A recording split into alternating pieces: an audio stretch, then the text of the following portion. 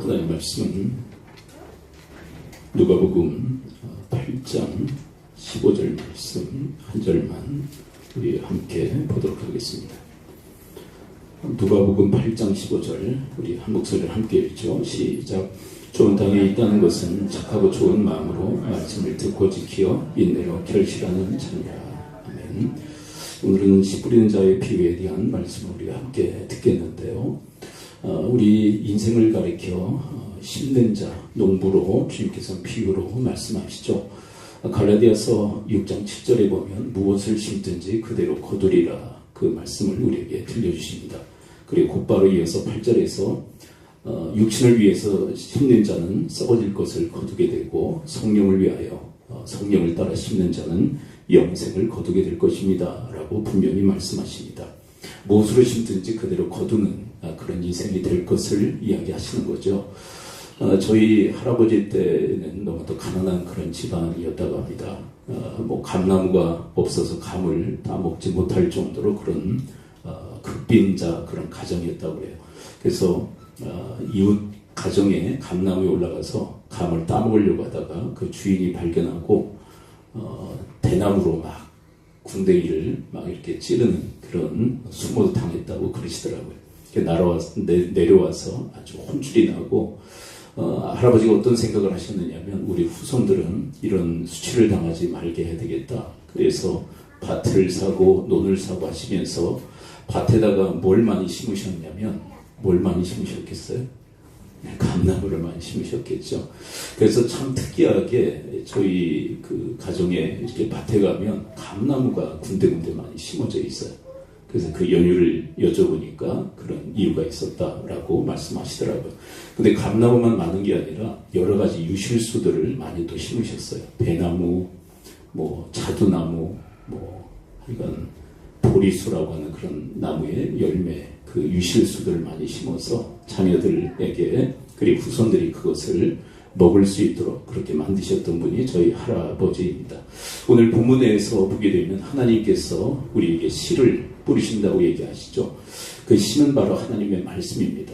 최상급 씨앗, 그 말씀의 씨앗을 우리에게 심기를 원하시죠. 그리고 우리에게 바라십니다. 그 최상급 말씀의 씨를 심는 자들이 되기를 하나님께서 바라시죠. 그런데 심지만 하나님이 뿌리시지만 네 가지 경우에 그런 밭이 있을 수 있다. 그리고 그 밭에 따라서 결과는 판이하게 다릅니다 라고 이야기를 하시죠. 자, 네 가지 밭 기억나시죠? 하도 유명해서, 그리고 지난주에도 잠깐 그 결론부에서 함께 살핀 바가 있죠. 자, 한번 따라서 고백해 보겠습니다. 길가, 바위, 가시덩굴, 좋은 밭. 이렇게 별로 힘이 없으세요. 다시 한번 좀 힘있게. 다시 한번요. 자, 첫 번째 뭐라고요? 길가. 두 번째 바위. 이 누가복음에서는 특별히 돌짝이라고 얘기하지 않고 바위라고 표현하고 있어요. 더 육중한 그런 무게감을 그렇게 나타내죠. 그 다음에 세 번째는 가시떨기. 네 번째는 좋은 밭이 있다.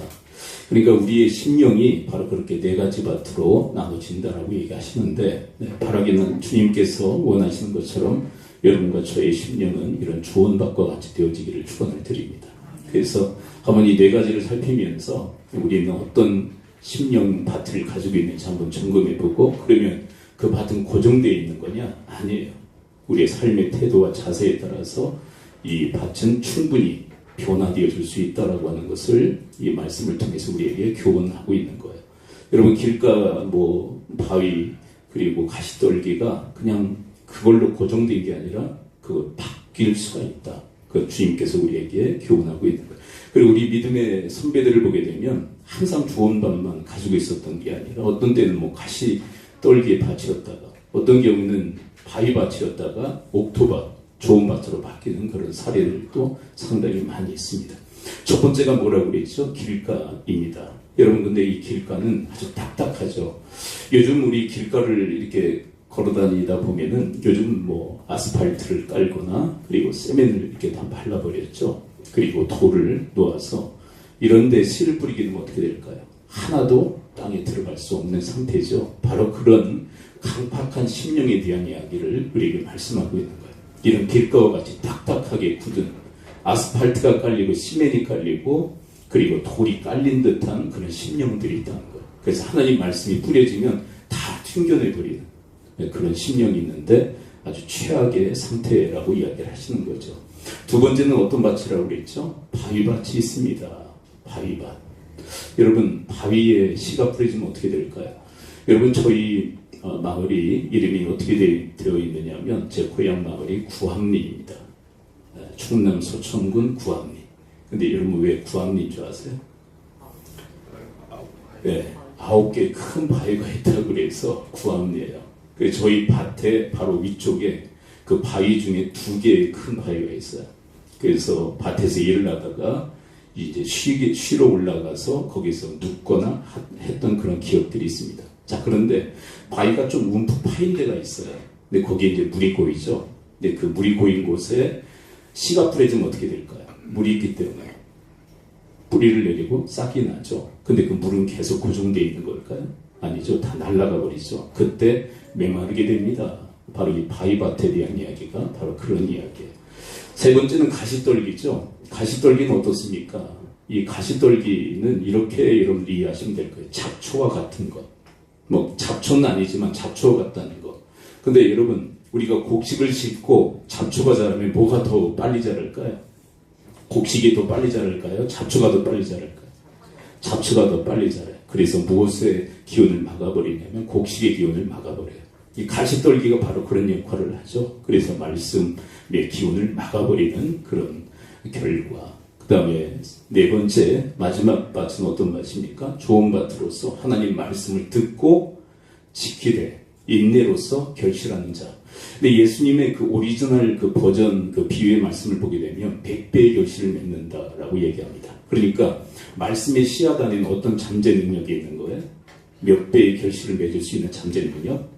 100배의 결실을 맺을 수 있는 잠재 능력이 있는데 이것이 다 드러나는 밭이 바로 좋은 밭이라는 거예요. 근데 여러분, 이 네 가지 밭의 이 비유를 통해서 우리에게 주시는 가장 중요한 교훈이 뭘까요? 가장 중요한 교훈은 이것입니다. 우리 지난주에도 그런 말씀을 함께 들었는데 말씀의 운명이 우리의 운명을 결정짓는다는 거예요. 자, 한번 이건 따라서 한번 고백해 보겠습니다. 말씀의 운명이 나의 운명을 결정짓는다. 여러분, 길가에서 말씀이 어떻게 됩니까? 전혀 심령이 박히지 않죠. 그리고 새들이 날아와 그 새를 예수님의 그 해석에서는 사탄이 날아와 다 먹어버린다. 그래서 구원이 없는, 말씀이 없으니까 구원이 없는 거예요. 말씀을 받아들이지 않으면, 생명의 말씀, 복음의 말씀을 받아들이지 않으면 구원이 있을 수가 없다는 거예요. 그리고 여러분, 바위밭은 어떻습니까? 마르죠. 근데 뭐가 마르죠? 말씀이 말라요. 근데 말씀이 마르는 인생은 그 사람의 인생도 마르게 된다는 것을 우리에게 교훈하고 있는 거예요. 가시떨기는 어떻습니까? 가시떨기로 인하여서 말씀이 어떻게 돼요? 좀 뿌리를 내리고 싹이 나긴 하지만 기운이 막혀요. 근데 말씀의 기운이 막히면 우리의 인생의 기운도 막혀버리는 거예요. 그러나 여러분, 좋은 땅은 어떻습니까? 그것은 우리에 대한 이야기예요. 말씀이 들어와 잘 자라 100배의 결실을 맺으면 여러분, 말씀만 결실을 맺는 게 아니라 우리 인생도 결실을 맺게 되는 줄 믿습니다. 정확히 말씀의 운명이 우리의 운명을 결정짓는 모습을 보게 되었습니다. 여러분, 여러분들이 말씀을 소중히 여기면요, 여러분들의 인생을 소중히 여기게 돼요. 말씀을 여러분들이 인내로서 끝까지 지키면 여러분들이 결실을 맺게 돼요. 말씀의 결실을 맺게 됩니다.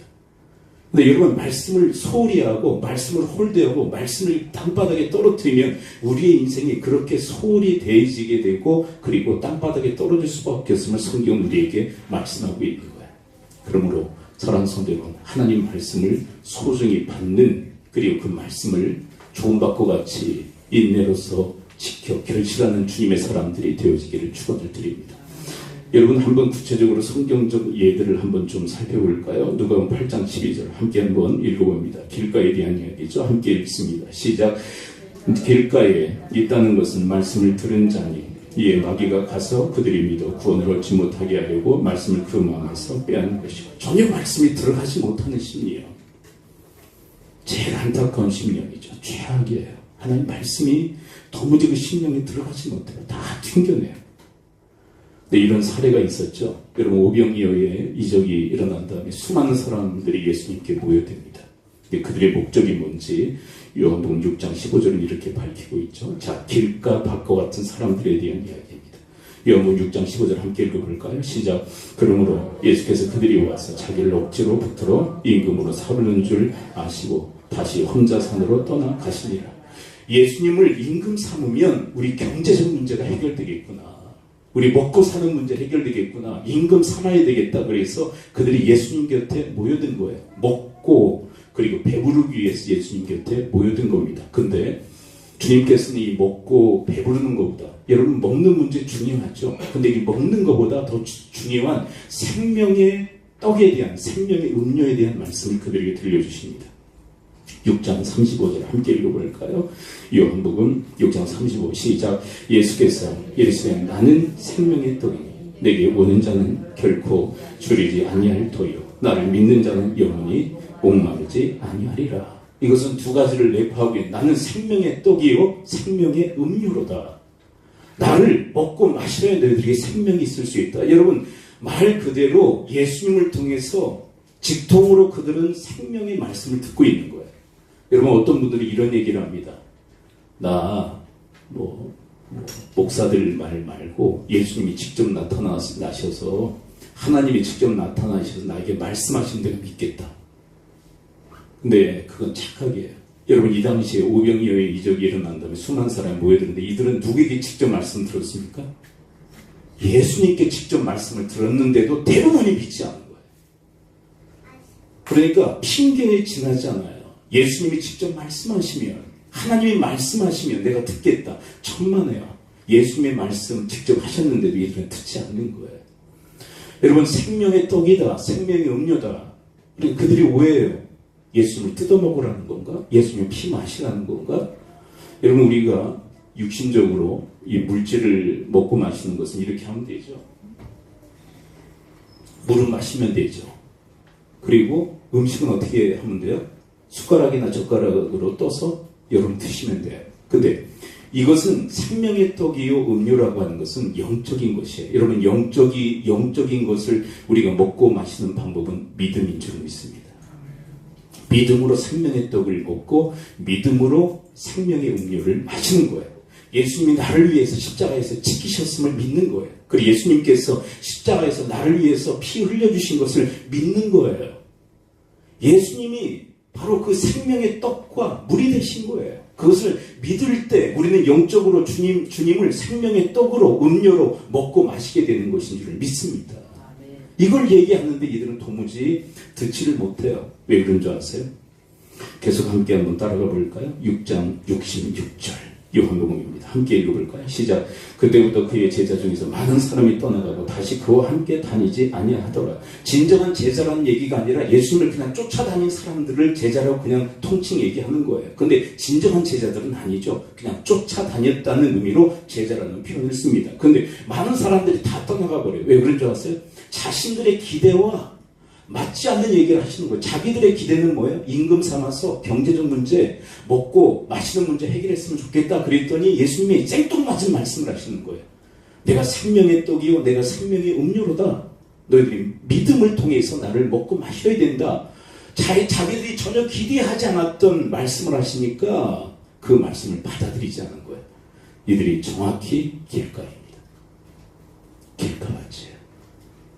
예수님께 모였고 예수님을 쫓았지만 그들은 정확히 길가요. 근데 뭐가 방어막을 형성했냐면 자기들의 기존 생각이 예수님의 생명의 말씀을 못 받아들이도록 방어막을 친 거예요. 자신들의 생각이 있죠. 예수님 잡아서 임금 삼아야 되겠다. 그래서 먹는 문제 해결이 되겠다. 그 생각이 꽉 들어차 있는 거. 그러니까 하나님 말씀이 들어오지 못하는 거. 여러분, 제가 중학교 3학년 때 예수 믿기 시작했는데, 교회 다니기 시작했는데 예수 믿어야 구원받습니다. 도무지 안 받아들여지는 거예요. 왜 그런 줄 아세요? 저희 기존 생각이기 때문에 그래. 구원이 어떻게 믿음으로 돼? 행함도 필요하지. 근데 그 생각이 가득하니까 말씀이 도무지 파고 들어오지는 못하는 거예요.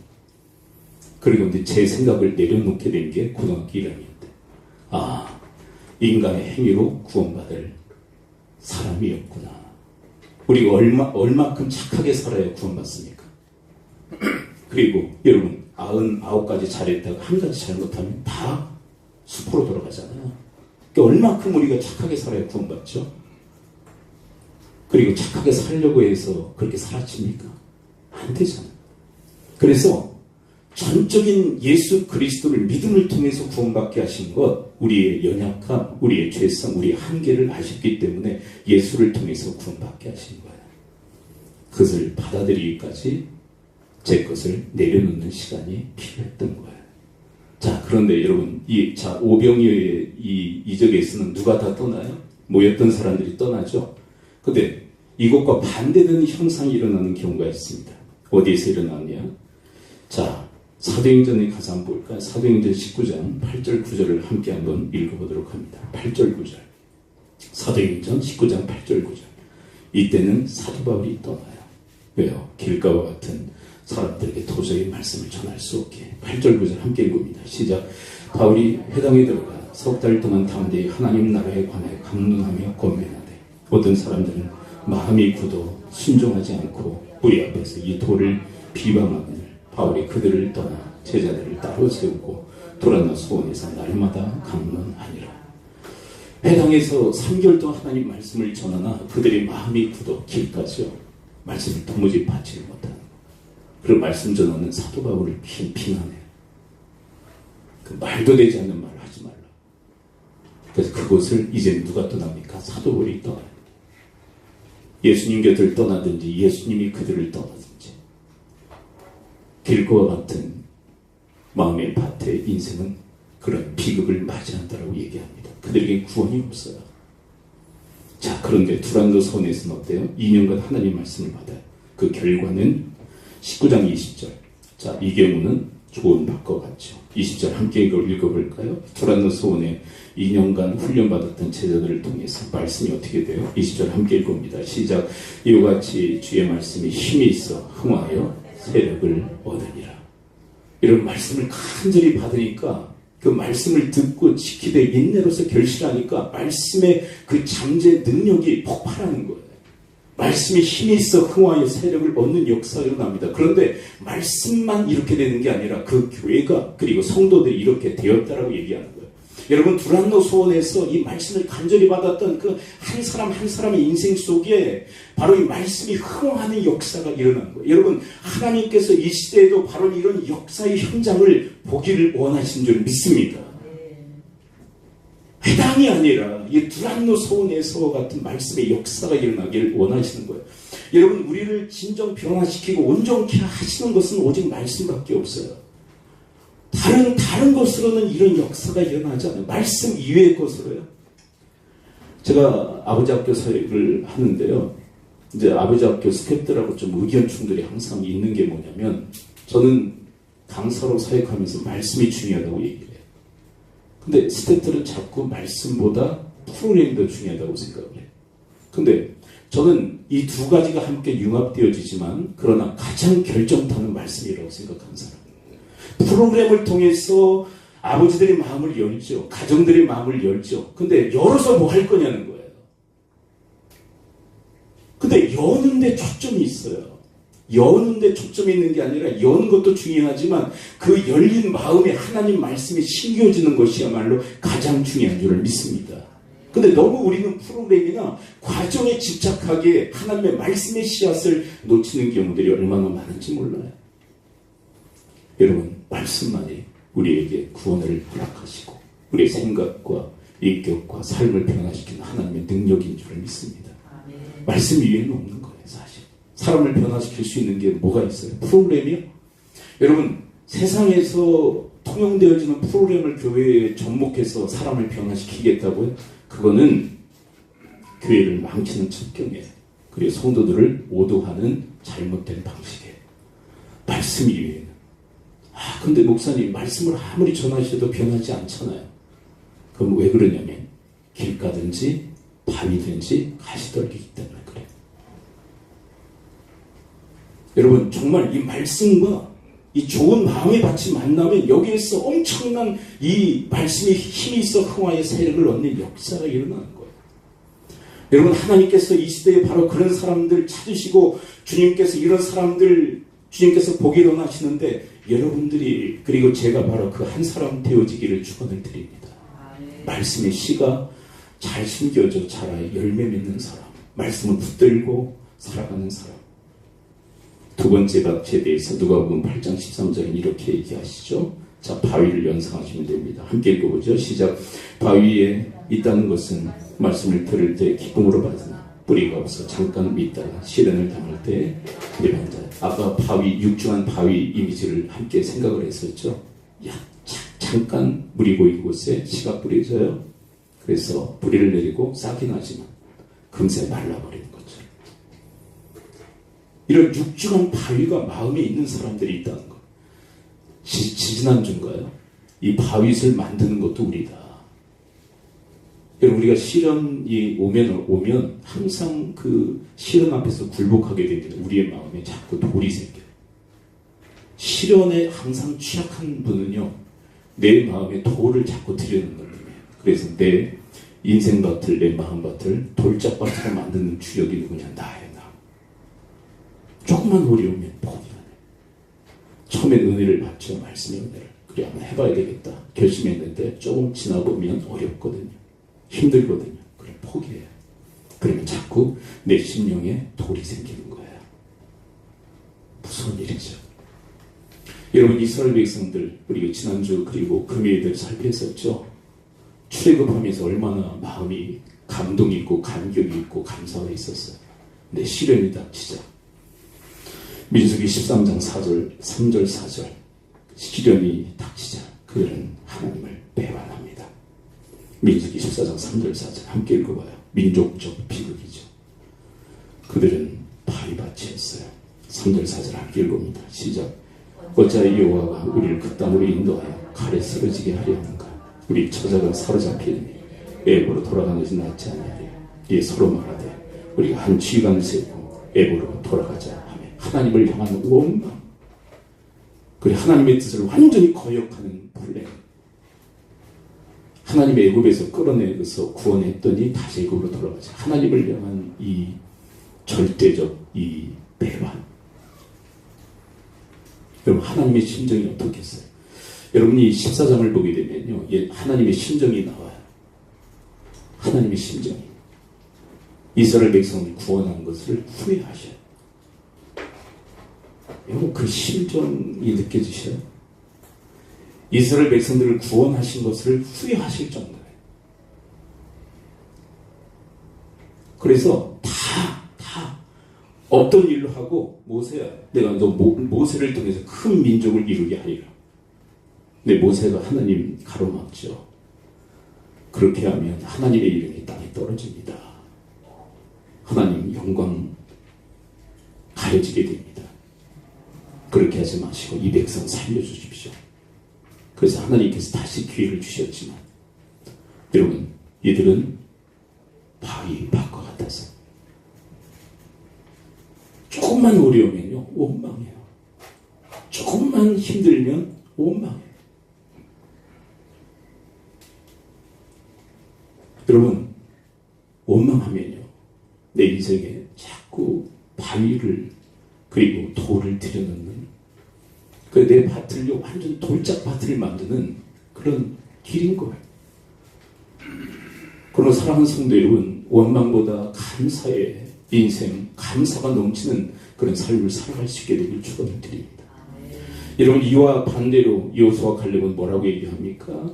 이 여호수아와 갈렙의 마음밭은 전혀 다르죠. 백성들과 완전히 달라요. 민수기 14장 7절 8절 함께 읽어봐요. 시작.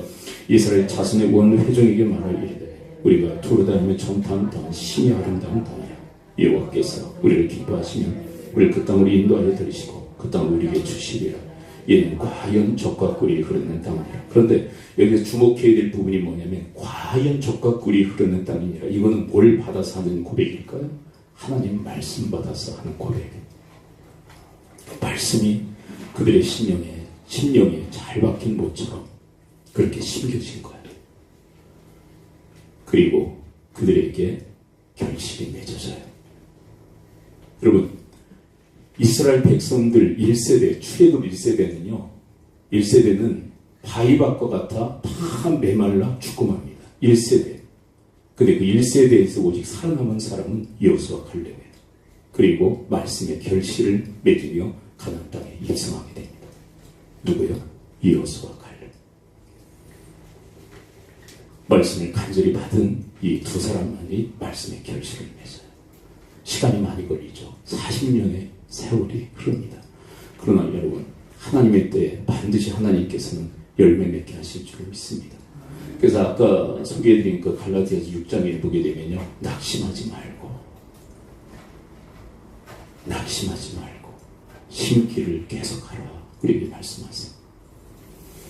세 번째 밭에 대해서 또 구체적으로 볼까요? 누가복음 8장 14절입니다. 함께 읽어볼까요? 시작. 가시 떨기에 떨어졌다는 것은 말씀을 들은 자이나 지는 종 이생의 염려와 재물과 향락의 기운이 막혀 온전히 결실하지 못하는 자. 이건 뭐냐면 통칭, 염려, 재물, 향락, 이걸 통칭 뭐라고 얘기하냐? 세상의 유혹이다, 이렇게 통칭하기도 해요.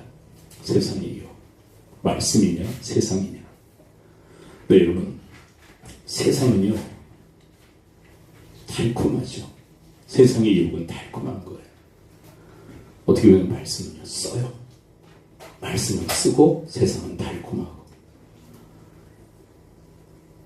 근데 우리가 미성숙하면 미성숙할수록 어디에 끌리느냐면 달콤한 데 끌려요. 근데 성숙한 사람은요 달콤한데 넘어가지 않아요.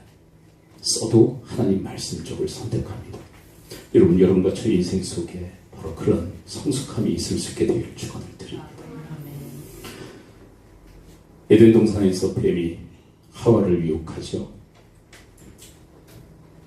창세기 3장 4절 5절, 이 가시떨기와 한번 매칭해서 한번 읽어볼까요? 창세기 3장 4절 5절 함께 읽어봐요. 시작. 뱀이 여자에게 이르되 너희 결코 죽지 아니하리라. 너희가 그것을 먹는 날은 너희 눈이 밝아져 하나님같이 되어 선악을 알 줄 하나님이 아시느니라. 하나님 말씀을 그대로 다 뒤집어요. 선악과 먹으면 정령 죽으리라. 주의 말씀이죠. 다 뒤집어요. 죽지 않아. 그리고 하나님같이 돼. 이건 뭘 충동하느냐면 인간 안에 있는 그 욕망을 충동질하는 거죠. 하나님같이 되려고 하는. 근데 이것이 맞물려서 작동을 해요. 그래서 6절 어떻게 되는지 보세요. 창세기 3장 6절 시작. 여자가 그 나무를 본즉 먹음직도 하고 보암직도 하고 지혜롭게 할 만큼 탐스럽기도 한 나무인지라. 여자가 그 열매를 따먹고 자기와 함께 있는 남편에게 주며 그도 먹은지라. 유혹에 넘어가. 그래서 어떤 분은 이렇게 얘기해요. 그 유혹이 있어도 유혹에 안 넘어가면 그냥 유혹이다. 근데 그 유혹에 우리가 인간의 욕심으로 작동하게 될 때 이것은 미혹이 된다. 그렇게 얘기해요.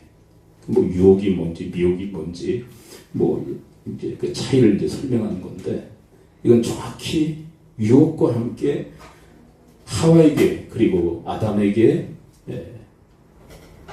임했던 미혹의 그런 모습이죠.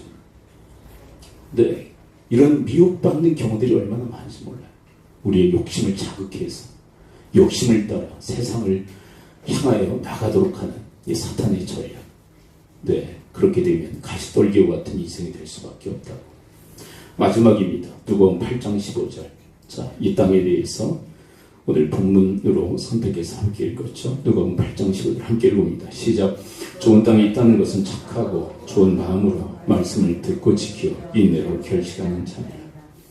말씀을 듣고 지키되 인내로. 왜 인내가 필요해요? 시련이 있기 때문에, 유혹이 있기 때문에 인내가 필요해요. 근데 저는 이 말씀을 읽으면서요, 어떤 그 말씀에 제 마음이 좀 사로잡혔느냐면, 이런 마음에 대해서, 이 좋은 땅과 같은 마음에 대해서 뭐라고 표현하고 있습니까? 자, 그런 의미를 한번 15절 한번 다시 한번 읽어봐요. 15절 다시 읽어봅니다. 시작. 좋은 땅에 있다는 것은 착하고 좋은 마음으로 말씀을 듣고 지켜 인내로 결실한 자니라. 이 마음에 대해서 뭐라고 표현하고 있어요? 어떤 마음이요? 착하고 좋은 마음. 여러분, 세상에서 얘기하는 착한 그 사람과는 차원이 다르죠. 이 착하고 좋은 마음의 사람은 무엇과 관련되어 있는 거예요? 하나님 말씀과. 여러분, 하나님 말씀에 대해서 그리고 하나님을 향하여 이 착하고 좋은 마음을 가지고 살아가는 여러분과 제가 되어지기를 축원을 드립니다.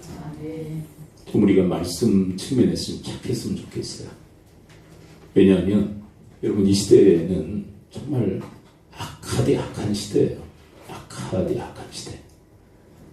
그 대표성으로 이렇게 두드러지게 나타나는 그 집단이 있다면 정치계 아닙니까? 정치 집단들. 아주 학을 뗄 정도예요. 아주 진절머리가 납니다. 그들의 행동들, 그들의 모습을 보면 이 말씀과 완전히 상반돼요. 악하고 나쁜 마음.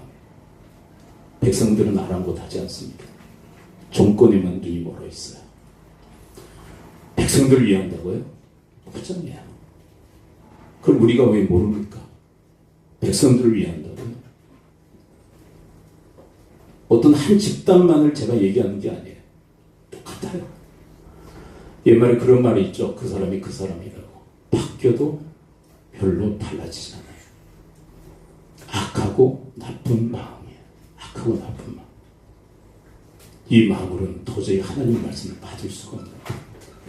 여러분들이 말씀에 대하여 여러분 이런 뭐 이데올로기나 뭐 어떤 정치 성향이나 빨간색이냐 파란색이냐 거기 그걸 향해서 여러분들이 마음을 향하는 게 아니라 여러분 다시 한번 말씀드리는데 여러분 이데올로기나 빨간색이나 파란색에 여러분들이 마음을 두는 것이 아니라 여러분이 착하고 좋은 마음으로 하나님 말씀에 여러분들의 마음을 두실 수 있게 되기를 축원을 드립니다.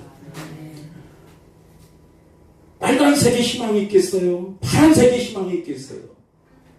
이데올로기의 희망이 있겠어요? 제가 이 말씀을 드리냐면 기독교인들도 얼마나 이념화되어 있는지 몰라요. 이념화되어 있어요. 말씀보다 이념이 상위예요. 그래서 정치 얘기하다가 쌈박질합니다. 믿는 사람들끼리도. 왜요? 말씀보다 이념이 더 중요하기 때문에. 또 어찌 그런 일들을 합니까? 마음을 이념에 두었고 마음을 정치색에 두었기 때문에 쌈박질하는 거예요. 여러분 돌아가는 이 세상 속에서 악하고 또한 나쁜 마음을 가지고 살아가는 이 시대 속에서 우리도 거기에 영향을 받을 수밖에 없고 그 여파 속에서 살아갈 수밖에 없지만 여러분과 저의 마음을 지킬 수 있는 오직 한 가지 방법이 있다면 우리의 마음을 하나님께 두고 말씀에 두는 길밖에 없는 줄을 믿습니다. 말씀만이 우리의 심령을 사로잡아 온전케 할 수 있는 거예요. 시대가 지나가고 또 시간이 지나보면 그것이 확실한 거예요. 여러분 그 무엇도 붙들지 말고 하나님 말씀을 붙드는 착하고 좋은 마음들 되어주시길 축원을 드립니다. 두 가지 사례만 들고 말씀의 결론을 맺습니다. 창세기 39장 7절 8절 계속 한번 읽어볼까요? 유혹이 있습니다. 누구에게? 요셉에게. 7절 8절 함께 읽어봅니다. 시작. 그 후에 그의 주인의 아내가 요셉에게 눈짓하다가 동침하기를 청하니 요셉이 거절하며 자기 주인의 아내에게 이르되 내 주인이 집안의 모든 소유를 간섭하지 아니하고 다만 내 손에 위탁하였으니 9절 이 집에는 나보다 큰 이가 없으며 주인이 아무것도 내게 금하지 아니하였어도 금한 것은 당신뿐이니 당신은 그의 아내임이라. 그런즉 내가 어찌 큰 악을 행하여 하나님께 죄를 지으리까. 유혹이 있음에도 불구하고 미혹되지 않은 이유가 있다면 그는 욕심을 가지고 유혹에 맞물려 살아가는 것이 아니라 하나님 말씀을 끝까지 붙들고 하나님을 향한 믿음의 정절을 지켰던 이 믿음의 사람처럼 여러분 이때까지 계속 주의 말씀을 붙들고 살아요. 하나님 붙들고 살아요. 그 유혹이 있어도 말씀을 붙들고 살아갑니다. 그때 요셉을 통하여 하나님의 그 꿈이 하나님의 말씀이 결실을 맺는 역사가 그의 인생 속에 도래하게 되어지죠. 여러분 20대 요셉은요 하나님의 꿈 하나님의 말씀을 받은 이후에 20대를 송두리째 고난의 세월로 보냅니다. 시련이죠. 바위밭과 같이 시련. 이 시련 한복판에서도 주의 말씀을 끝까지 붙들어 결실하는 자가 돼요. 어렵다고요? 여러분, 요셉이 믿는 하나님이 내가 믿는 하나님이신 줄 믿습니다. 요셉을 요셉되게 하신 것은요, 요셉이 그렇게 한 것이 아니라 하나님이 그를 붙들어 인도하셨기 때문에 하나님의 작품입니다. 또 한 예를 들어볼까요? 다니엘서 6장 9절 10절을 함께 읽어봅니다. 하나님 앞에 신실했던 다니엘에게 시련이 닥칩니다. 다니엘서 6장 9절 10절 9절을 먼저 함께 읽어볼까요? 시작. 예, 다리오 왕이 조서에 왕의 도장을 찍어 금령을 내미라. 10절. 다니엘이 조서에 왕의 도장이 찍힌 것을 알고도 자기 집에 돌아가서 윗방에 올라가 예루살렘을 향한 창문을 열고 전에 하던 대로 하루 3번씩 무릎을 꿇고 기도하며 그의 하나님께 감사하였더라. 여러분, 기도하는 다니엘의 이유가 뭘까요? 그것은 하나님 말씀에 대한 순종이었어요.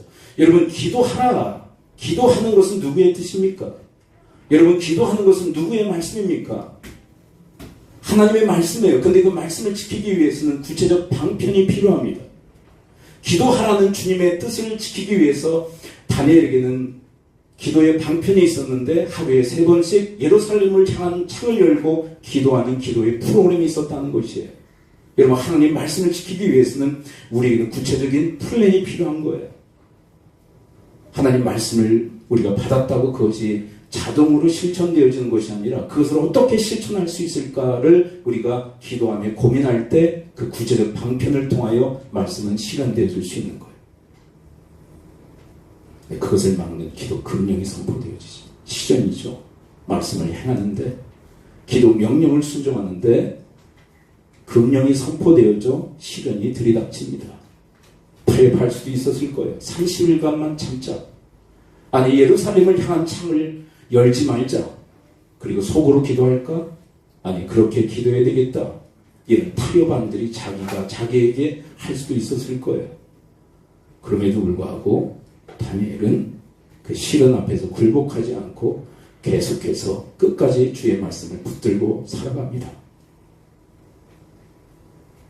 그래서 더욱더 시련은 더욱더 거세지죠. 그는 붙잡혀 사자굴에 들어갑니다. 그러나 하나님의 구원이 그에게 미쳤고, 그리고 그가 그토록 하루에 3번씩 기도하고 또 기도했던 그 기도의 제목이 성취되어지고 이루어지는 역사가 일어났는데, 그것이 무엇이냐면 70년 후에 너희들이 다시 고국으로 돌아가게 하시겠다는 주의 예레미야의 말씀이 성취되어지는 역사가 일어나게 됩니다. 그것을 보고 그는 하나님의 부르심을 받아요. 여러분, 우리가 주의 말씀을 지키기 위해서 여러 가지 플랜들을 짜고 그것을 실천할 때 시련이 닥칠 것이에요. 어려움이 있을 것입니다. 그럼에도 불구하고 여러분들이 계속 주의 말씀을 지켜 행하는 주님의 사람들 되어지기를 축원을 드립니다. 그때 비로소 우리 인생 속에 말씀이 결실한다. 근데 그 말씀의 결실이 나의 결실로 투영되어진다라고 주님은 이야기하십니다. 다음 주까지 살필 수는 없어서 한 가지만 더 양해를 구하고 말씀을 드립니다. 근데 우리는 이런 생각을 할 수 있겠죠. 그럼 말씀 아니면 뭐냐? 그럼 말씀이 그렇게 중요하냐? 그럼 말씀 없이 그냥 빈 공간으로 살면 안 되냐? 중간지대에 대한 이야기를 하실지도 모르겠어요. 근데 여러분, 밭을 보셨죠? 여러분, 밭을 본 기억이 있으십니까? 곡식이 자라지 않으면 뭐가 자라죠? 결코 빈 공간으로 남아있지 않다는 거 아시죠? 곡식이 자라지 않으면 잡초가 자랍니다. 주님께서 하신 말씀, 한 말씀 대목만 함께 봅니다. 마태복음 13장 24, 25절입니다. 함께 읽어보죠. 시작. 예수께서 그들 앞에 또 비유를 들어 이르시되 천국은 좋은 씨를 제밭에 뿌린 사람과 같은 25 사람들이 잘 때 그 원수가 와서 곡식 가운데 가라지를 덧뿌리고 갔더니.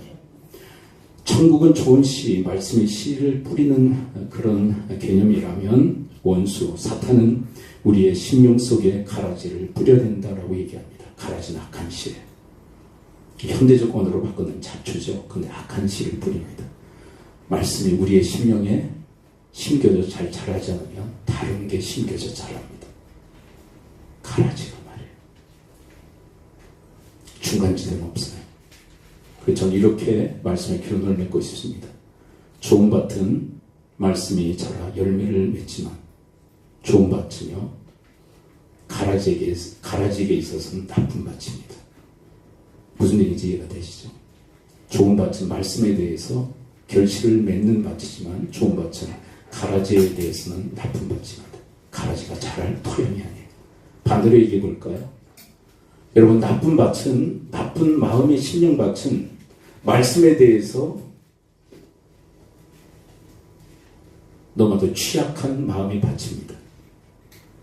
다시요, 여러분, 나쁜 밭은 말씀이 잘 자라질 않아요. 그 나쁜 밭은 가라지에 대해서 좋은 밭이 됩니다. 말씀은 자라지 아니하고 가라지 악한 씨앗이 잘 자라는 토양이 될 수밖에 없어요. 둘 중에 하나예요. 여러분, 착하고 좋은 마음으로 하나님 말씀을 듣고 지키되 인내로서 결실하는 말씀의 밭이 되어지기를 축원합니다. 기도하죠. 이 시간 우리 함께 기도할 때 말씀 붙들고 기도하기로 합니다. 하나님, 저를 붙드시사 아버지 하나님, 길가와도 같지 않게 하시고 바위 그리고 가시떨기 밭과 같지 않게 하시사 온전히 좋은 밭 되어 착하고 좋은 마음으로 하나님 말씀을 듣고 지키어 인내로서 결실하는 자들 되어지도록 인도해달라고. 그래서 가라지에 대해서 악한 씨에 대해서 나쁜 밭이 되어지도록, 나쁜 토양이 되어지도록, 그래서 그 씨앗이 결코 들어와 자라지 못하는 그런 박토가 되어지도록 하나님 도우시고 인도해달라고. 우리 합심 통성으로 주님 앞에 기도하며 나가도록 하겠습니다. 아버지 하나님, 오늘 말씀해 주시니 감사를 드립니다. 아버지 하나님, 저희들 심령이 착하고 좋은 마음밭 되기를 주님께서 원하신 줄 믿습니다. 아버지 하나님, 저희들의 그 마음밭, 아버지 하나님, 그런 저희들의 그 마음의 그 심령이 좋은 마음밭 되어 아버지 하나님 말씀을 듣고 지키어 아버지 인내로서 결실하는 자들이 되어지도록 주여 도우시고 인도해 주시옵소서. 아버지 하나님, 이 시대에 악한 이 시대, 악하고 나쁜 마음으로 온갖 나쁜 씨앗들을 품고 자라게 하고 열매 맺는 이 시대 속에서 아버지 하나님, 저희들은 거기에 하나님 말씀을 받아 그 말씀을 잘 자라게 하고 열매 맺는 자들 되어지도록 주여 도우시고 인도하여 주옵소서. 아버지 하나님, 말씀에 대하여 옥토가 되게 하시고 가라지에 대해서 박토가 되게 하시며 아버지 하나님, 저희들의 심령이 진정 주의 말씀을 결실하는 자들 되어지도록 주여 도와주옵소서. 아버지, 말씀에 대해서 옥토가 되게 하시고 가라지의 악한 씨에 대해서 박토가 되게 하옵소서. 예수 그리스도의 이름으로 기도합니다. 아멘.